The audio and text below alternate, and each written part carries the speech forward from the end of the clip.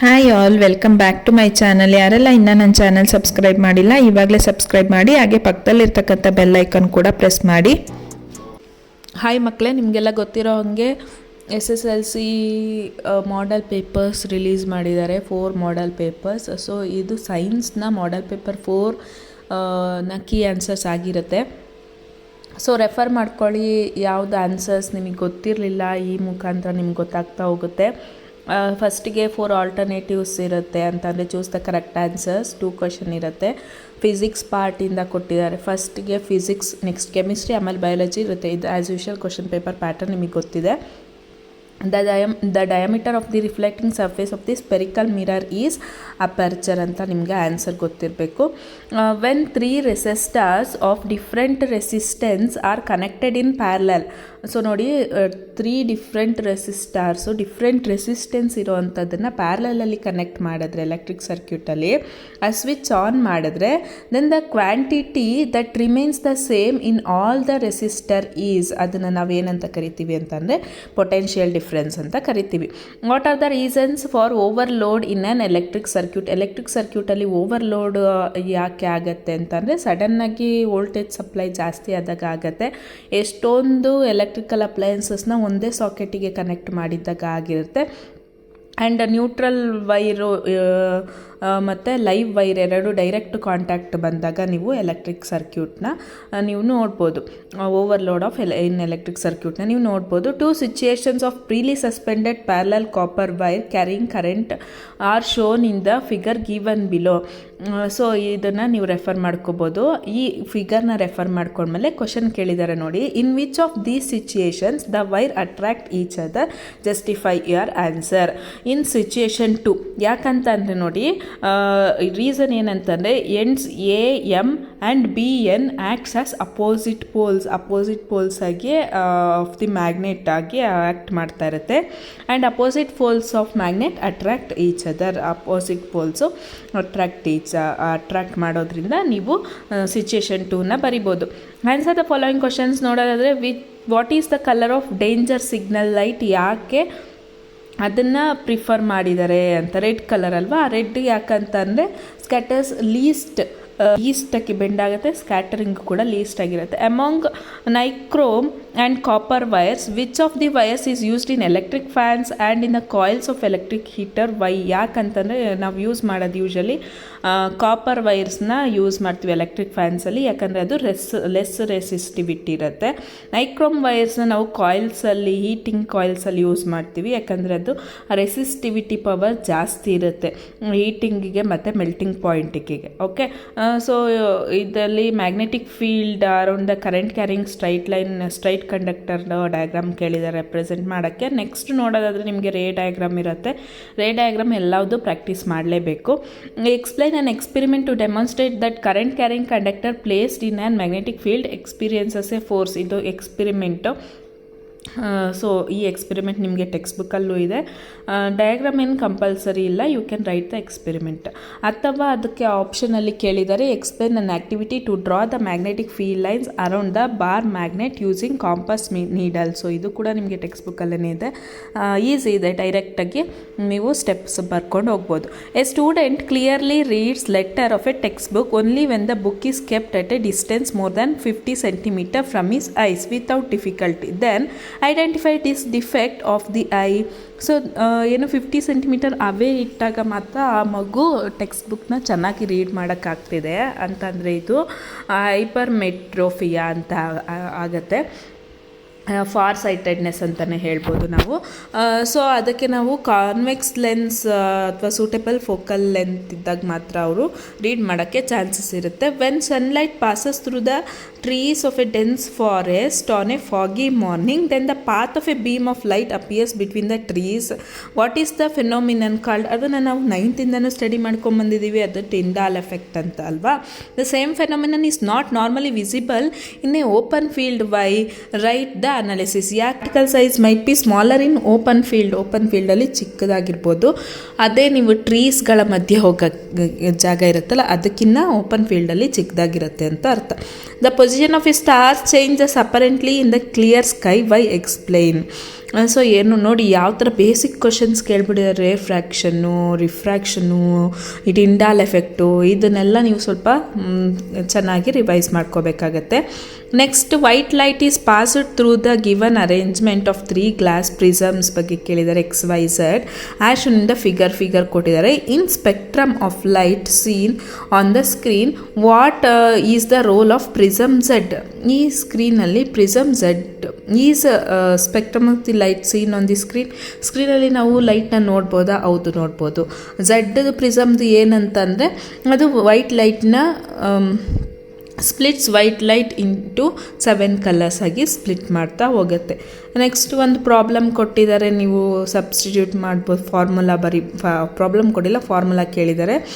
Next ನೋಡೋದಾದರೆ reflection of light ಅಲ್ವಾ, ಇದಂತೂ ನೀವು 9th 8th ಕಲ್ತಿದ್ದೀರಾ ಬೇಸಿಕ್. ಇಲ್ಲೊಂದು ಪ್ರಾಬ್ಲಮ್ ಇದೆ, ಪ್ರಾಬ್ಲಮ್ಸ್ ಸಾಲ್ವ್ ಮಾಡೋದನ್ನು ಯೂಶಲಿ ಅಲ್ಲಿ ಏನೇನು ಕೊಟ್ಟಿರ್ತಾರೆ ಗಿವನ್ ಬರ್ಕೊಳ್ಳಿ, ಯಾವ ಫಾರ್ಮುಲಾ ರಿಲೇಟೆಡ್ ಇದೆ ನೋಡ್ಕೊಳ್ಳಿ, ಏನು ಕೇಳಿದ್ದಾರೆ ನೋಡ್ಕೊಳ್ಳಿ, ಅಲ್ಲಿ ಫಾರ್ಮುಲಾ ಹಾಕ್ಬಿಟ್ಟು ಅದನ್ನು ಸಬ್ಸ್ಟಿಟ್ಯೂಟ್ ಮಾಡಿ ಸಾಲ್ವ್ ಮಾಡಿ ಮಕ್ಕಳೇ. ಪ್ರಾಬ್ಲಮ್ಸ್ ಈಸಿನೇ ಇರುತ್ತೆ, ಕನ್ಫ್ಯೂಷನ್ ಮಾಡ್ಕೋಬಾರ್ದು. ನೆಕ್ಸ್ಟ್ ಕೆಮಿಸ್ಟ್ರಿ ಬರ್ತಾ ಫಸ್ಟ್ ನೀವು 3 ಕ್ವಶನ್ಸ್ ಮಲ್ಟಿಪಲ್ ಚಾಯ್ಸಲ್ಲಿ ನೋಡ್ಬೋದು. ನೆಕ್ಸ್ಟ್ ರ್ಯಾನ್ಸಿಡಿಟಿ ಏನಂತ ಕೇಳಿದ್ದಾರೆ, ಸೊ ಪ್ರೊಪನಾಲ್ದು ಸ್ಟ್ರಕ್ಚರ್ ಕೇಳಿದ್ದಾರೆ. And aluminium articles do not crore easily like iron articles 65 ಅಂತ ಕೇಳಿದ್ದಾರೆ. ಯಾಕಂತಂದರೆ ಅದೊಂದು ಲೇಯರ್ ಫಾರ್ಮೇಷನ್ ಆಗುತ್ತೆ, ಅದು ಆಕ್ಸಿಜನ್ ಜೊತೆ ರಿಯಾಕ್ಟ್ ಆಗಿ ಅದು ಏನು ಕರೋಡ್ ಆಗೋಕ್ಕೆ ಬಿಡಲ್ಲ. ನೆಕ್ಸ್ಟ್ ನೋಡೋದಾದರೆ acidic salt, neutral salt experiment wise ಕೇಳಿದ್ದಾರೆ. Next name the catalyst used and the product obtained by hydrogenation of ಈಥೆನ್ನಲ್ಲಿ ಯಾವ ಪ್ರಾಡಕ್ಟ್ ಒಬ್ಟೈನ್ ಆಗುತ್ತೆ ಅಂತ. ಈಥೇನಾಗುತ್ತೆ, ಇದ್ದಿದ್ದು. ನೆಕ್ಸ್ಟು ಡಯಾಗ್ರಾಮ್, ಇದು ಆ್ಯಸ್ ಯೂಶುವಲ್ ಯಾವಾಗಲೂ ಕಂಪಲ್ಸರಿ 100% ಡಯಾಗ್ರಾಮ್ ಅಂತ ಗೊತ್ತಿದೆ ಅಲ್ವಾ ನಿಮಗೆ, ಪ್ರಾಕ್ಟೀಸ್ ಮಾಡ್ಕೋಬೇಕು. ನೆಕ್ಸ್ಟ್ ಕೆಮಿಕಲ್ ರಿಯಾಕ್ಷನ್ನ ಬ್ಯಾಲೆನ್ಸ್ ಮಾಡೋಕ್ಕೆ ಕೇಳಿದ್ದಾರೆ, ನ್ಯೂಟ್ರಲೈಸೇಷನ್ ಕೇಳಿದ್ದಾರೆ. ಆ್ಯಸಿಡ್ ಏನು ಫಾರ್ಮ್ ಆಗುತ್ತೆ, ಕರ್ಡಲ್ಲಿ ಯಾವ ಆ್ಯಸಿಡು, ಗ್ಯಾಸ್ಟ್ರಿಕಲ್ಲಿ ಯಾವ ಆ್ಯಸಿಡು, ಗ್ಯಾಸ್ಟ್ರಿಕ್ ಜ್ಯೂಸಲ್ಲಿ ಎಲ್ಲ ಕೇಳಿದ್ದಾರೆ. ಅಯೋನಿಕ್ ಬಾಂಡ್ ಫಾರ್ಮ್ ಆಗೋದನ್ನು ಕೇಳಿದ್ದಾರೆ. ಸೋಡಿಯಂ ಮತ್ತು ಕ್ಲೋರಿನ್ ಐಟಮ್ಸಲ್ಲಿ ವೆರಿ ಇಂಪಾರ್ಟೆಂಟ್ ಮಕ್ಕಳ, ಈಸಿ ಕೂಡ ಇದೆ, ಕಲ್ತ್ಕೋಬೇಕು ನೀವು. ನೆಕ್ಸ್ಟ್ ಕ್ಯಾಲ್ಸಿನೇಷನ್ ರೋಸ್ಟಿಂಗ್ ಕೇಳಿದ್ದಾರೆ. ನೆಕ್ಸ್ಟ್ ನೋಡೋದಾದರೆ ಗಿವ್ ರೀಸನ್ಸ್ ಕ್ವಶನ್, ಸ್ವಲ್ಪ ಯೋಚನೆ ಮಾಡಿ ಬರಿಬೇಕಾಗತ್ತೆ. ಸ್ಟ್ರಕ್ಚರಲ್ ಫಾರ್ಮುಲಾ ಕೇಳಿದ್ದಾರೆ. Mechanism of cleansing action of soap ಕೇಳ್ತಾನೆ ಇರ್ತಾರೆ, repeated. Saturated hydrocarbons, unsaturated hydrocarbons ಕೇಳಿದ್ದಾರೆ. ನೆಕ್ಸ್ಟ್ ಪಾರ್ಟ್ ಸಿ ಬಯಾಲಜಿಗೆ ಬರೋದಾದರೆ the process of producing new individual in rhizopus is spore formation ಅಲ್ವಾ, ಅದು ನಿಮಗೆ ಸೆಕ್ಷುವಲ್ ರಿಪ್ರೊಡಕ್ಷನ್ ಬರುತ್ತೆ. Part of flower that develops into fruit and part of seed that develop into root respectively are. Fruit ಆಗೋದು ovary, root ಆಗೋದು radicle ಅಲ್ವಾ.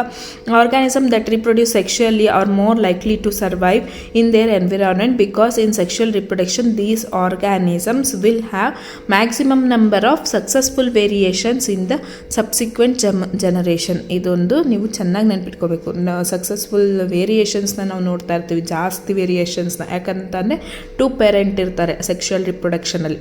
Okay, next what is the function of synapse ಅಂತಂದ್ರೇನು? Transmission of chemical signals ಅಲ್ವಾ.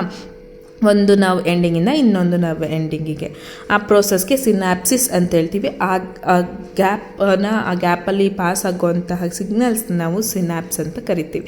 ಈ self pollination possible in flower that have only stamens, justify your answers. Only stamens ಇದ್ದರೆ ಅದನ್ನು self pollinate ಮಾಡೋಕ್ಕಾಗಲ್ಲ, ಯಾಕಂತಂದರೆ bisexual flower ಆಗಿದ್ದಾಗ ಮಾತ್ರ ಅದನ್ನು ನಾವು ಮಾಡ್ಬೋದಾಗತ್ತೆ, ಏನು ಸೆಲ್ಫ್ ಪಾಲಿನೇಷನ್ ಆಗುತ್ತೆ.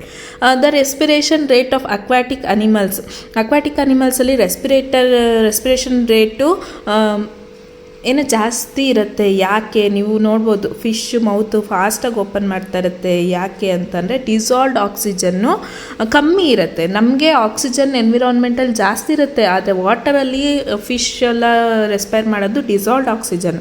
ಆ ಡಿಸಾಲ್ವ್ಡ್ ಆಕ್ಸಿಜನ್ ಲೆವೆಲ್ ಕಮ್ಮಿ ಇರೋದ್ರಿಂದ ಫಾಸ್ಟಾಗಿ ರೆಸ್ಪೈರ್ ಮಾಡ್ತಾ ಇರ್ತವೆ. ಜಿಯೋಟ್ರೋಪಿಸಮ್, ಭೂಮಿ ಕಡೆಗೆ ರೂಟು ಗ್ರೋ ಆಗ್ತಾ ಇರುತ್ತೆ, ಜಿಯೋಟ್ರೋಪಿಸಮ್ ಬರಿಬೋದು. ಆ ಪ್ಲ್ಯಾಂಟ್ ಯಾವುದಾದ್ರೂ ಪಾಸಿಟಿವ್ಲಿ ಜಿಯೋಟ್ರೋಪಿಸಮ್ ತೋರಿಸಿರೋದನ್ನು ನೀವು ಬರಿಬೋದು. ಭೂಮಿ ಕಡೆ ಗ್ರೋತ್ ಆಗ್ತಾ ಇರೋದು ಯಾವ ಪ್ಲ್ಯಾಂಟ್ ಆದರೂ ನೀವು ಎಕ್ಸಾಂಪಲ್ ಕೊಡ್ಬೋದು. Name the hormone that perform the following function in ಹ್ಯೂಮನ್ಸಲ್ಲಿ ಶುಗರ್ ಲೆವೆಲ್ ಕಂಟ್ರೋಲ್ ಮಾಡೋವಂಥದ್ದು ಇನ್ಸುಲಿನ್ ಆ್ಯಂಡ್ ಎಮರ್ಜೆನ್ಸಿ ಹಾರ್ಮೋನ್ ಅಂತ ನಾವು ಅಡ್ರಿನಾಲಿನ್ನ ಕರಿತಾ ಇರ್ತೀವಿ. ಓಕೆ, ನೆಕ್ಸ್ಟ್ ನೋಡೋದಾದ್ರೆ the approximate lengths of small intestine of animals A and B are given in the below table. Observe data and table in the table and answer the questions. Animals, A animal ಅಲ್ಲಿ 20 to 40 feet ಇದೆ length of small intestine. B animal ಅಲ್ಲಿ 5 to 8 feet ಇದೆ. Identify the herbivores and carnivores animal among. Easy ಅಲ್ವಾ? Herbivores ಅಲ್ಲಿ ಜಾಸ್ತಿ ಇರುತ್ತೆ, ಯಾಕಂತಂದರೆ ಅದು ಸೆಲ್ಯುಲೋಸ್ ತಿಂದ್ಬಿಟ್ಟು ಡೈಜೆಷನ್ಗೆ ಸ್ವಲ್ಪ ಪ್ರೋಸೆಸ್ ತುಂಬ ಟೈಮ್ ಇಟ್ಕೊಳ್ಳುತ್ತೆ. ಕಾರ್ನಿವರ್ಸ್ ಅಂತಂದರೆ ಸ್ಮಾಲ್ ಇಂಟೆಸ್ಟೈನು ಸ್ವಲ್ಪ ಚಿಕ್ಕದಾಗಿರುತ್ತೆ. ನೀವು ಹಸುಗಳೆಲ್ಲ ನೋಡ್ಬೋದು ಅದ್ರ ಹೊಟ್ಟೆ ಯಾಕಷ್ಟು ದೊಡ್ಡದಾಗಿರುತ್ತೆ ಅಂತ.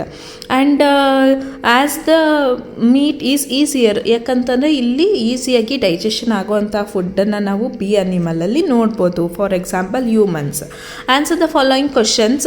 Define the following. Food chain ಅಂತಂದರೆ ಏನು ಕೇಳಿದ್ದಾರೆ, ಬಯೋಮ್ಯಾಗ್ನಿಫಿಕೇಷನ್ ಅಂತಂದರೆ ಏನು ಕೇಳಿದ್ದಾರೆ. ಮೆನ್ಷನ್ ದ ಫಂಕ್ಷನ್ ಆಫ್ ಓಝೋನ್ಸ್ದು ಫಂಕ್ಷನ್ಸ್ ಏನು ಕೇಳಿದ್ದಾರೆ. Name the chemical response. Ozone depletion ಆಗೋಕ್ಕೆ ಯಾವ ಕೆಮಿಕಲ್ ಕಾರಣ ಅಂತ ಕೇಳಿದ್ದಾರೆ. ನೆಕ್ಸ್ಟ್ ನೀವು ನೋಡೋದಾದರೆ ಮೋನೋ ಹೈಬ್ರಿಡ್ ಕ್ರಾಸ್ ಕೇಳಿದ್ದಾರೆ ಇಲ್ಲಿ ಚೆಕ್ಕರ್ ಬೋರ್ಡ್ ಮೂಲಕ ರೆಪ್ರೆಸೆಂಟ್ ಮಾಡೋಕ್ಕೆ. ಸೊ ಅಥವಾ baby girl sex will be how is the baby girl sex will be determine. ನೀವು ಬರಿಬೋದು ಎಕ್ಸ್ ಆದರೆ ದಟ್ ಈಸ್ ಗರ್ಲ್, XY ಆದರೆ ದಟ್ ಈಸ್ ಬಾಯ್ ಅಂತ. ಅದು ನೆಕ್ಸ್ಟ್ ನೋಡೋದಾದರೆ ನಿಮಗೆ ಡೈಹೈಬ್ರಿಡೈಸೇಷನ್ ಕೂಡ ಕೇಳಿದ್ದಾರೆ. ಗ್ಯಾಮಿಟ್ಸ್ ಕೊಟ್ಬಿಟ್ಟು ಅವರೇನೆ ಸೆಲ್ಫ್ ಪಾಲಿನೇಟರ್ ಅಂದರೆ F2 ಜನರೇಷನ್ ಮಾತ್ರ ತೋರ್ಸೋಕ್ಕೆ ಕೇಳಿದ್ದಾರೆ. ನೆಕ್ಸ್ಟ್ ನೋಡೋದಾದರೆ ನಾವು ಸಡನ್ ರಿಯಾಕ್ಷನ್ಗೆ ರೆಸ್ಪಾನ್ಸ್ ಮಾಡ್ತೀವಲ್ಲ, ಆ ರಿಲೇಟೆಡ್ ಕ್ವಶನ್ ಕೇಳಿದ್ದಾರೆ. ಯಾವ ರೀತಿ ರೆಸ್ಪಾನ್ಸ್ ಮಾಡ್ತೀವಿ ಅಂತ. ನಿಮಗೆ ಒಂದು ಡಯಾಗ್ರಾಮ್ ಕೂಡ ಇದೆ ಟೆಕ್ಸ್ಟ್ ಬುಕ್ಕಲ್ಲಿ, ರಿಫ್ಲೆಕ್ಸ್ ಆರ್ಕ್ ಅಂತ. ನೆಕ್ಸ್ಟು ನಿಮಗೆ ಹಾರ್ಟ್ದು ಡಯಾಗ್ರಾಮ್ ಕೇಳಿದ್ದಾರೆ ಆ್ಯಂಡ್ ಲೇಬಲಿಂಗ್ ಸುಪೀರಿಯರ್ ವೀನಾ ಕೇವಾ ಮತ್ತು ಲೆಫ್ಟ್ ವೆಂಟ್ರಿಕಲ್ ಕೇಳಿದ್ದಾರೆ.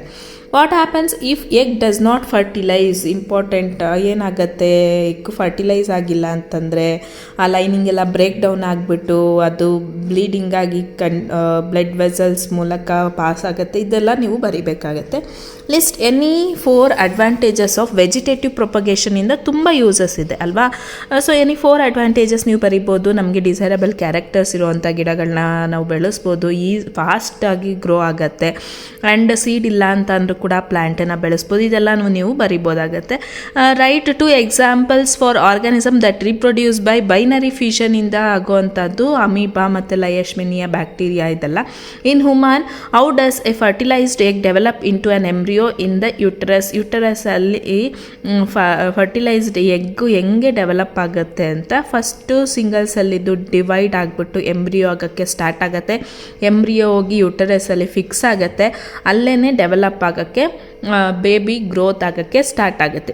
ಈ surgical contraception A better method of contraception than physical contraception. Justify your answer. ಹೌದು, ಸರ್ಜಿಕಲ್ ಕಾಂಟ್ರಸೆಪ್ಷನ್ನಿಂದ ಏನು ಸೈಡ್ ಎಫೆಕ್ಟ್ಸ್ ಇರಲ್ಲ ಅಲ್ವಾ.